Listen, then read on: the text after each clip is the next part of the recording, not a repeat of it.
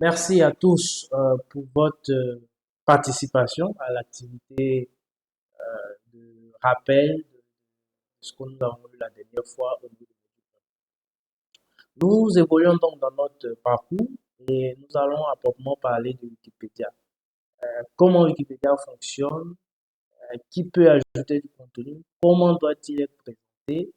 Euh, il est important qu'on en parle. C'est vrai, je pense que déjà pour certains d'entre vous, ça peut paraître paradoxal de parler de règles pour une encyclopédie qui est ouverte gratuite. Si il est vrai qu'elle est ouverte, libre et qu'elle n'a pas de pouvoir de contrôle hiérarchique, il faut comprendre que Wikipédia a défini des règles de fonctionnement.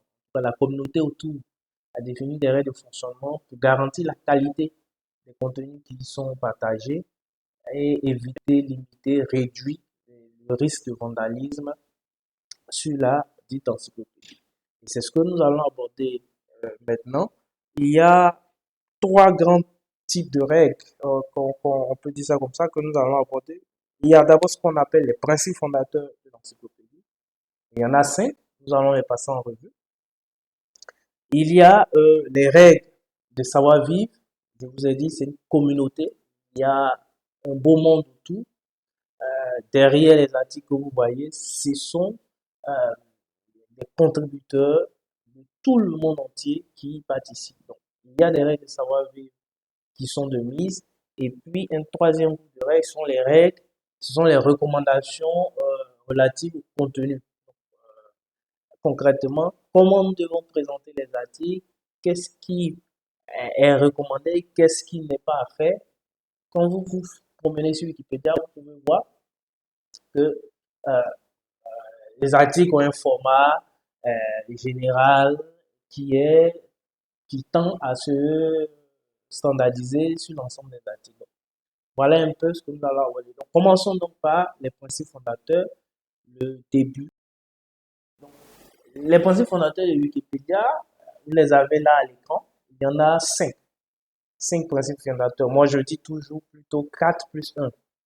Vous comprendrez pourquoi. Le premier principe, c'est que Wikipédia est une encyclopédie. Voilà. Une encyclopédie, qu'est-ce que c'est? Une encyclopédie, c'est un document. Aujourd'hui, avec Internet, on parle de site qui fait le point de la connaissance à un moment donné. Ce qui veut dire que Wikipédia n'est pas, par exemple, un dictionnaire. Plusieurs, souvent, quand on pose la question, vont présenter Wikipédia comme un dictionnaire. Non, ce n'est pas un dictionnaire. C'est une encyclopédie, c'est-à-dire un site, un lieu, un document où on a des articles qui essaient de synthétiser l'état de la connaissance sur des sujets donnés. Voilà l'idée de Wikipédia. Ce n'est donc pas euh, un annuaire, ce n'est pas un lieu de promotion d'articles, de personnalités. Ça, c'est important. Donc, ici, la notion d'encyclopédie fait appel à l'intérêt éducatif, à l'intérêt de la connaissance du sujet que vous voulez mettre en lumière sur Wikipédia. Ça nous amène à un deuxième principe fondateur qui est la neutralité de point de vue. C'est-à-dire que les articles sur Wikipédia doivent être rédigés selon un point de vue neutre. Un point de vue neutre, c'est un point de vue qui prend en compte toutes les parties, toutes les opinions d'un sujet. Donc, en matière de neutralité de point de vue, on va rechercher deux choses.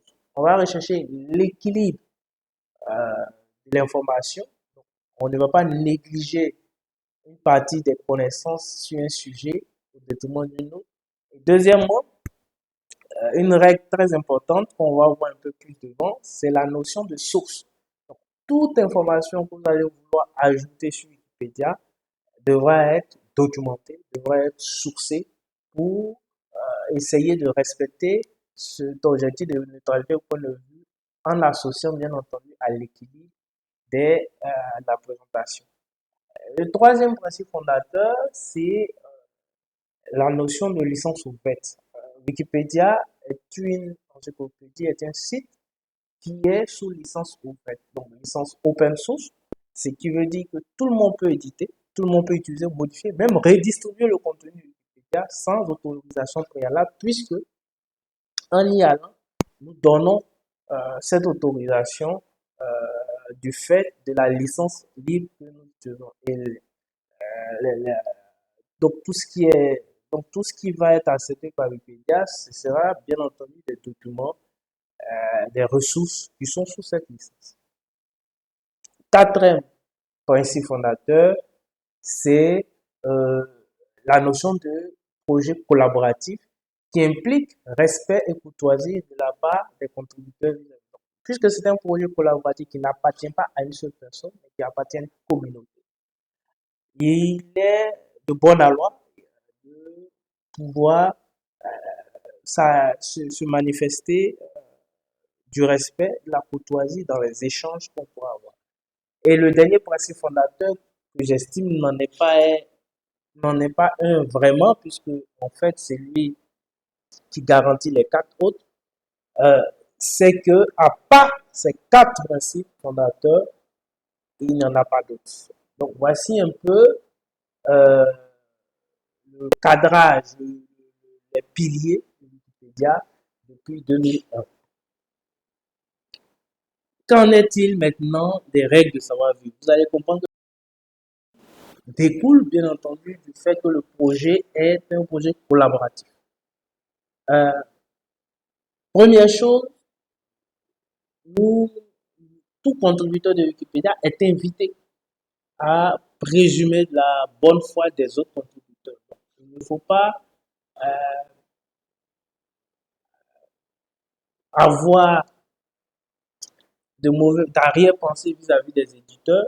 Il faut se dire que toute personne qui vient sur Wikipédia veut améliorer l'encyclopédie et non nuire à ce projet. Donc, dans ce sens, ça veut dire qu'il faut être prêt à accepter la contradiction, à accepter les remarques, à accepter les corrections pour que votre article, que l'article puisse être amélioré. Donc, ne vous fâchez pas, par exemple, ce qu'un de vos articles est supprimé ou corrigé et qu'il y a des contestations. Essayez toujours de chercher à comprendre le reproche qui vous est fait et par là même, euh, et par là, améliorer l'article.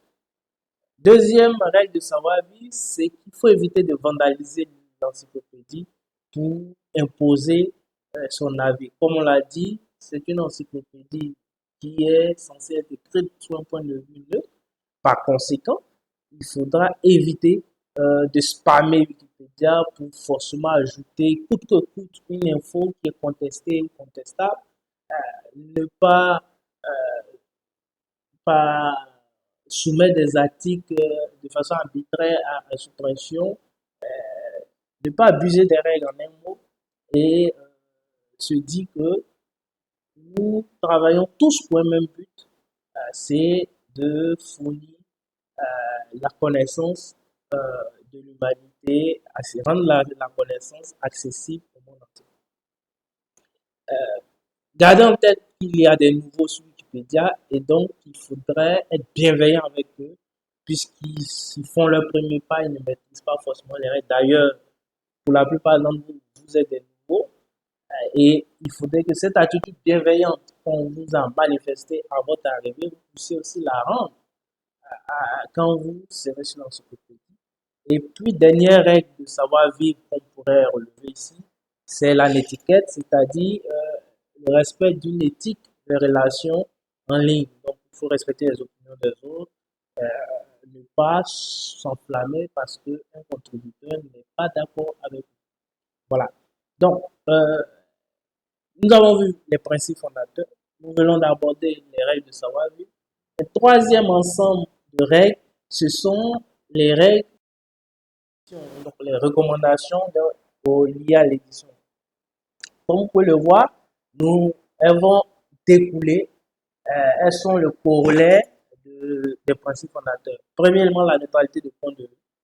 Deuxièmement, la vérifiabilité des contenus et des sources. Troisièmement, l'abstention de travaux originaux. Neutralité de point de vue.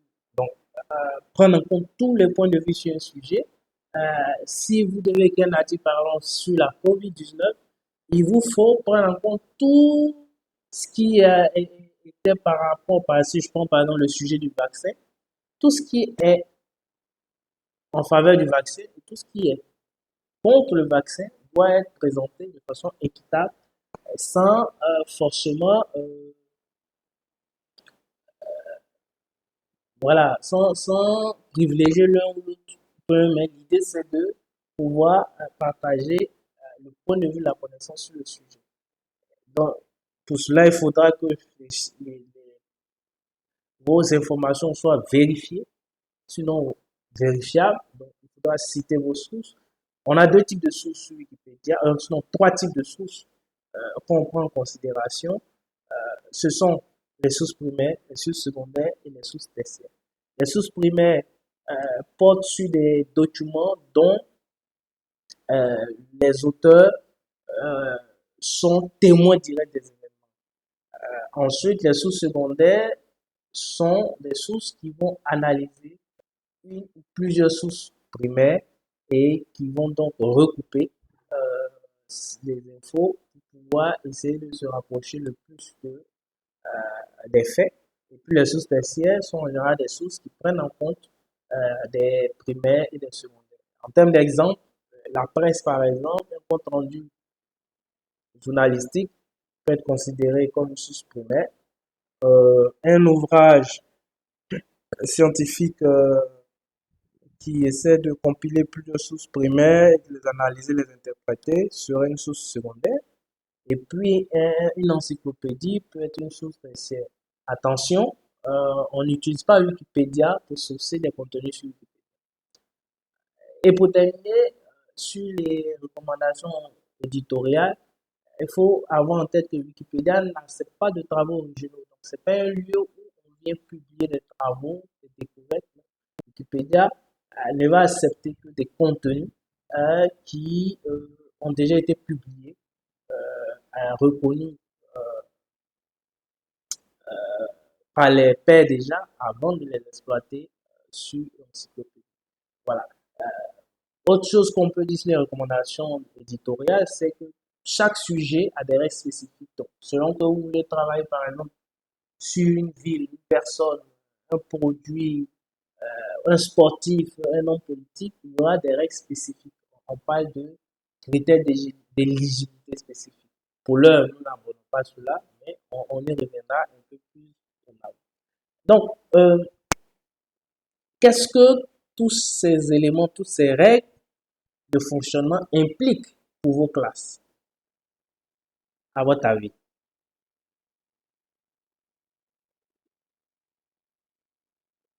Oui, merci pour vos idées. Effectivement, vous voyez que c'est adapté en classe pour organiser votre classe. Donc déjà, ces directives, en les partageant à vos élèves, vos étudiants, permettent de faire comprendre que il y a tout un processus de contribution d'élaboration de la connaissance à l'échelle universelle qui se déroule sur Wikipédia. Et faire comprendre cela à vos élèves, aux étudiants, leur permet d'entrer dans cette approche et même d'engager un dialogue des cultures avec d'autres personnes parce qu'en allant sur Wikipédia, ils croiseront d'autres contributeurs et ils pourront en apprendre des échanges qu'ils peuvent avoir avec. C'est que, on l'a vu dans les premiers modules, mais là on entend de le matérialiser, c'est que